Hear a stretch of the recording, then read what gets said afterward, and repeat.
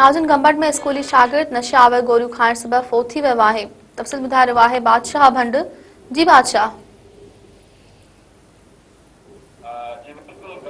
नशे वार गोरियूं खाइण सबबि स्कूली शागिर्द जेको आहे सो फौत थी वियो आहे। मां खे ॿुधाईंदो वञा त गंबट गरीबाबाद वासी नौजवान आहे सजाद हुजण जेको नशे वार गोरियूं खाइण सबबि जेको आहे जंहिंजी हालत जेका आहे उहा ख़राब थी वई, जंहिंखे वारसनि गंबट गिम्स अस्पताल मुंतकिल कयो, जिते डॉक्टरनि पारां हुनखे फौत थियण जी जेको आहे तस्दीक कई वई। मां खे ॿुधाईंदो वञा त गंबट शेखमाला जे मेडिकल स्टोरनि तां सजाद हुजण जेको आहे सो नशे वार गोरियूं वरितियूं हुयूं।